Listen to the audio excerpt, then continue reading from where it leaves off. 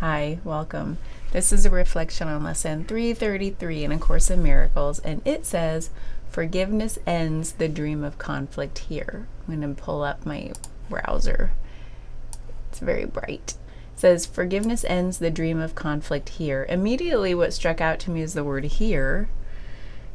First of all, I'm doing it here instead of on my phone. I am running out. You've probably heard me say this a million times if you've watched my videos. Every time I do a video, I have to check, oh my God, it's only allowing me like 12 minutes and 33 seconds left of recording time because I have a year's worth of stuff on my phone and I have to keep deleting little bits in order to create new little bits. And so finally, it's Sunday, I have the time, it's hooked up to my computer and it's sucking everything over to storage, so I have to keep checking on it over there. So I thought, hey, let's do the recording here for lesson 333. And what it immediately stuck out to me was the word here, which to me means here. Like it starts, this can happen only within us. It starts here, it's not out there. So forgiveness ends the dream of conflict here.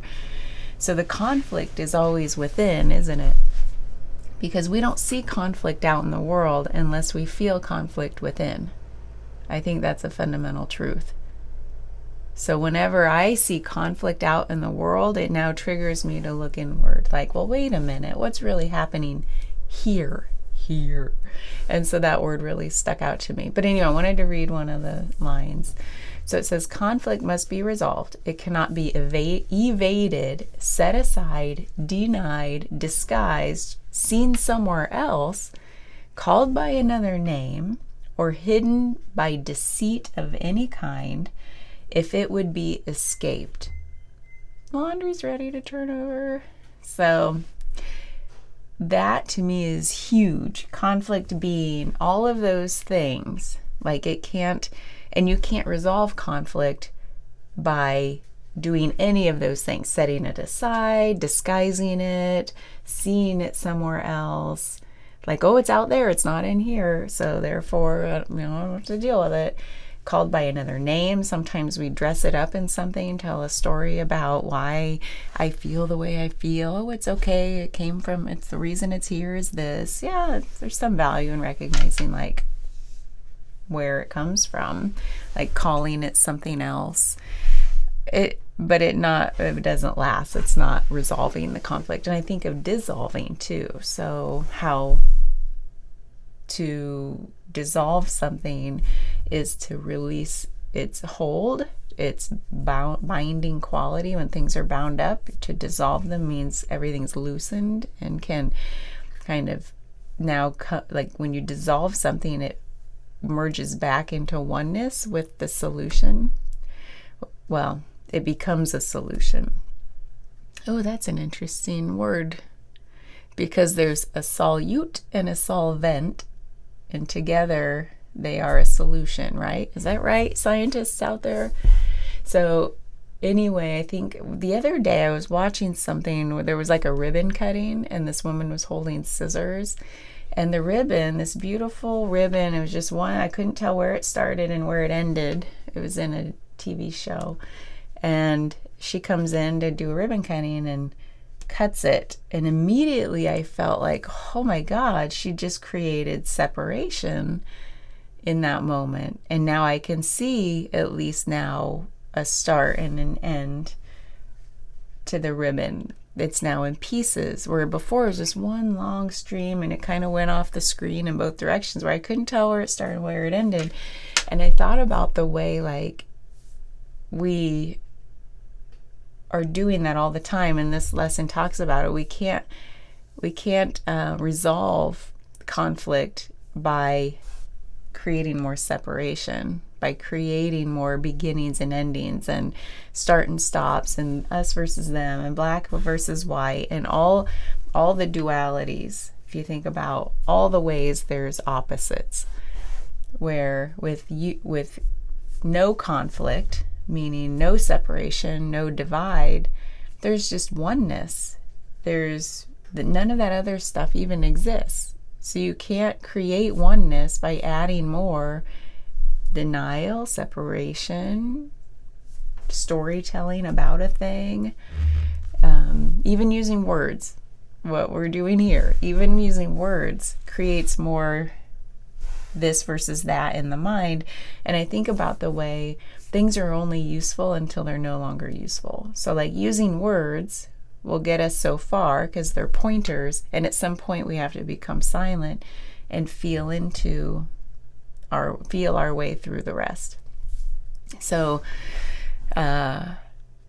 that's what I've been thinking about. I think a lot. It comes to me over and over again because we meet people where they are. So like meeting, for example, what I've gone through this week with my mom and meeting her where she is. I had to it was my first like wake up call, like, oh, this is where she is in her health journey, her unhealthy journey up to this point, but her health journey.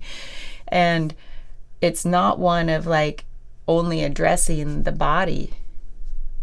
You know, you can do that with a healthy mind, meaning a mind that's healthy in love, like it's not at conflict.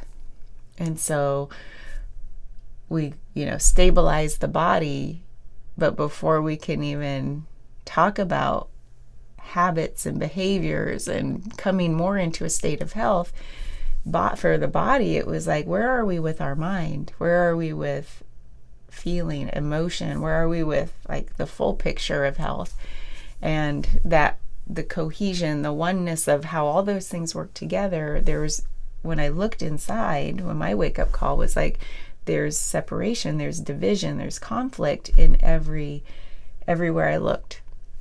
So it was like, well, how do we start dissolving the conflict, creating a dissolving, a softening, an unbinding, so that things come back into oneness, into unity, into health.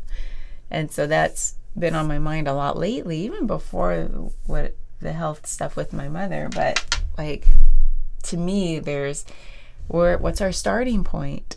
And then then there are tools to apply, and then drop those tools as soon as they're no longer applicable, right?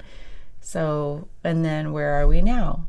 And then here's my new bag of tools. Use those tools until they no longer apply. It's that same old metaphor we've talked about using a canoe or a raft to cross a body of water. It's a tool. And then when you get across to the other shore, you drop the raft. You don't put it on your back and carry it across land.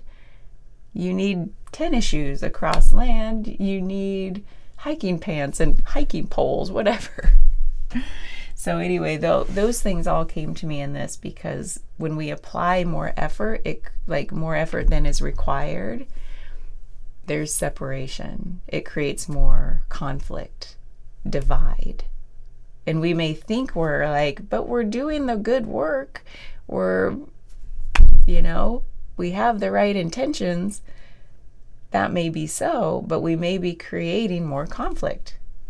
And sometimes I say it as we're injecting more chaos into the system. Like, what am I injecting here? I don't know why that phrase works for me.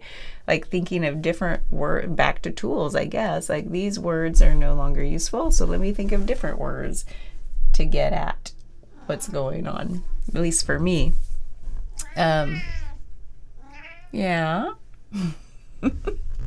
So anyway, that was lesson 333 about like forgiveness ends the dream of conflict here. So we talked about here, meaning it's within. We talked about conflict, but I guess forgiveness was the first word. So, and to me, I've talked about enough of acceptance in the last few lessons. Forgiveness equals accepting things as they are, accepting each other as we are.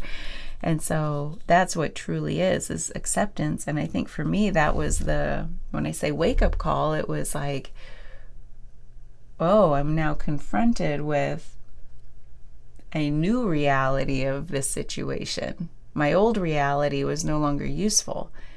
The reality I feel and see now is like, oh, my tool right now is acceptance, not injecting more chaos or shoulds. You should have been doing this all along and you wouldn't be here right now. I would never say that to someone.